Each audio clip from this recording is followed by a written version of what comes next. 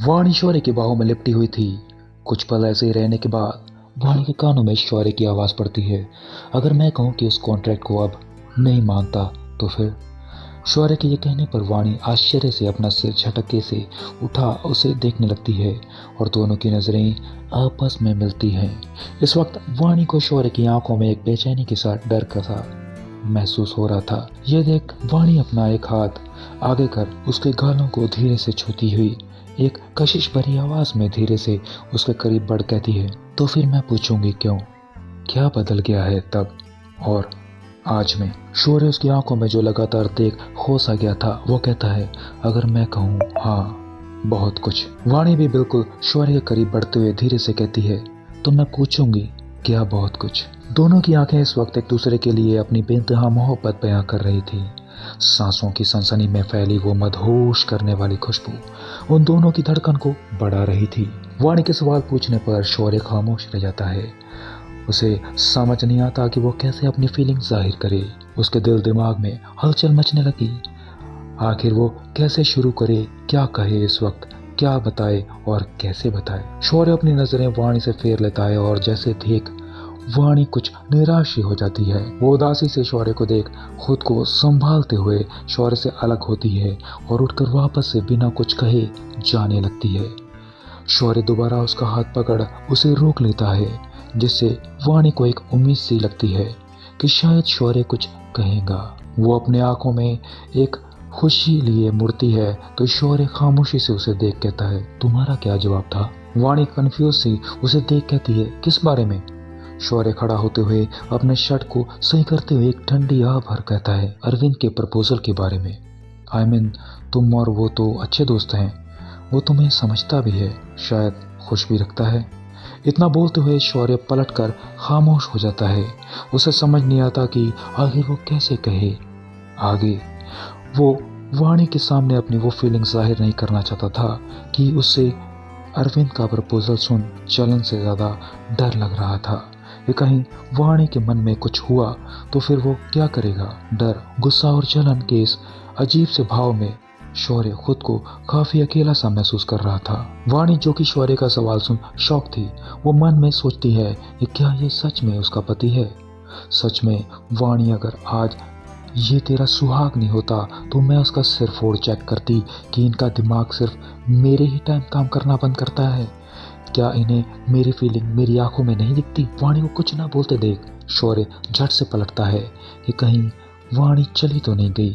लेकिन जैसे ही वो पलट कर देखता है, क्योंकि सामने खड़ी वाणी उससे अपने हाथ बंधे काफी बुरी तरह घूर रही थी। शौर्य एक सांस भरते हुए अपने पॉकेट में एक हाथ डाल कैजुअली कहता है, क्या हुआ, तुम मुझे ऐसे घूर क्यों रही हो? वाणी अपने हाथ बंधे शौर्य को घूरते हुए उसकी तरफ बढ़ती है, जिससे शौर्य कुछ घबरा सा जाता है। उसके कदम जैसे ही पीछे हटते हैं कि उसके पांव सोफे से लग जाता है, जिससे वो सोफे पर दम से जा बैठता है। वाणी बिना रुके शौर्य के करीब बढ़ उसकी तरफ हल्का झुकने लगती है तो शौर्य हड़बड़ाते हुए कुछ कहता है। उससे पहले ही वाणी भड़कते हुए कहती है, आपको क्या लगता है कि मैं क्या हूँ? शौर्य कंफ्यूजली कहता है, क्या मतलब? वाणी कहती है, मतलब ये कि आप मेरे बारे में क्या सोचते हैं, कि मैं आपके उन हाई सोसाइटी की लड़कियों जैसी हूँ जो कपड़ों के जैसे अपने जीवन साथी बदलती हैं? आपको मेरी मांग में क्या आपके नाम का सिंदूर या नहीं दिखता और मंगलसूत्र नहीं दिखता? जो आपकी पहचान और नाम मेरे साथ होने पर भी किसी और के प्रपोजल के बारे में सोचूंगी? हाँ, मानती हूँ कि हमारी शादी वैसी नहीं थी, लेकिन मैंने इससे दिल से निभाया है और आगे भी निभाऊंगी, चाहे आप इस वक्त के तराजू में बंद रखे हैं। इसके आगे का मुझे नहीं पता कि मैं क्या करूंगी, कहाँ जाऊंगी, पर बस इतना पता है रिश्ते एक बार ही जुड़ते हैं और अगर उसमें दिल का रिश्ता हो, प्यार हो, तो वो मिट कर भी नहीं टूटता। इसीलिए ऐसा वैसा सोचा ना तो मैं इतना बोल वाणी सोचने लगती है। अपनी नज़र आसपास जल्दी दौड़ा कर कहती है, तो मैं दादाजी को आपकी कंप्लेन करूंगी और डैड से भी, और आपसे बात तक नहीं करूंगी, समझे? इतना बोल वाणी मुंह झटकते हुए जल्दी से गुस्से में कमरे से निकल जाती है। शौर्य तो बेचारा अब भी वैसे ही बैठा बैठा अपनी आंखें फाड़ शौक रह जाता है। वाणी की बातें, उसका गुस्सा, उस चिढ़ और साथ ही उसकी ये बचकानी धमकी सुन शौर्य अवाक ही रह जाता है। उसे समझ ही नहीं आता वो रिएक्ट कैसे करे। शायद ही आज तक कभी ऐसा हुआ है कि कोई शौर्य ओबरॉय को इतना बोल कर चला गया हो और शौर्य चुपचाप सुनता रहा हो। आज वाणी ने बातों ही बातों में शौर्य को एहसास दिलाया था कि ये रिश्ता उसके लिए कितना अटूट है और कोई चाह कर भी नहीं तोड़ सकता अब इसे। वहीं दूसरी तरफ होटल के कमरे में जैसे ही विनय ने सबको ये बताया कि अरविंद ने वाणी को प्रपोज किया, ईशान और लविश हैरान रह गए। लविश आश्चर्य से कहता है, वही अरविंद सिंह ना जो भाभी का दोस्त है जिसके बारे में उन्होंने हमें बताया था। विनय हाँ में सिर हिलाता है तो ईशान हकलाते हुए कहता है, पापा प्रपोज किया था मतलब? विनय उसकी ये बात सुन चिढ़ कर कहता है, प्रपोज का मतलब क्या होता है ये नहीं पता ईशान। अब वो भाभी से बिजनेस डील थोड़ी करेगा, जाहिर सी बात है अपने प्यार का इजहार किया है। ये सुन ईशान गुस्से में उठकर कहता है, उस अरविंद सिंह की तो मैं उसको छोड़ूंगा नहीं। उसकी हिम्मत कैसे हुई मेरी भाभी को प्रपोज करने की।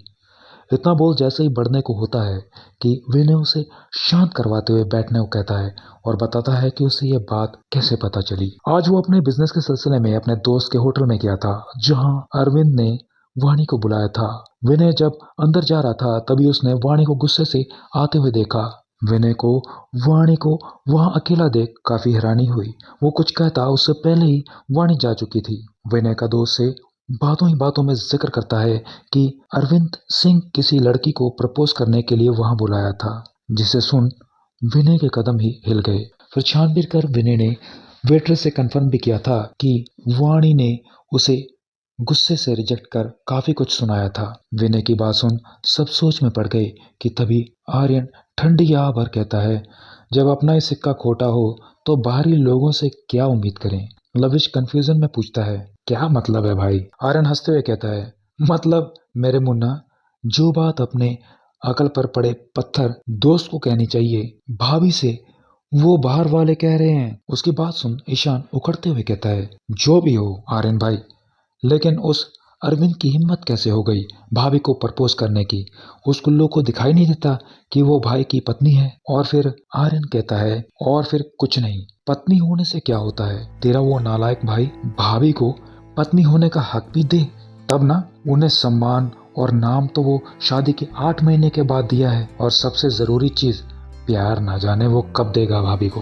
तभी विनय कहता है, प्यार प्यार तो है यार उसके दिल में भाभी के लिए, मगर बस बयान नहीं कर पा रहा है। तुम लोग तो जानते हो वो शुरू से फीलिंग और रिश्तों के नाम से फट्टू है। आर्यन चिढ़ते हुए कहता है, प्यार है तो क्या सीने में दबाई रखेगा, जाहिर नहीं करेगा? प्यार का मतलब क्या है?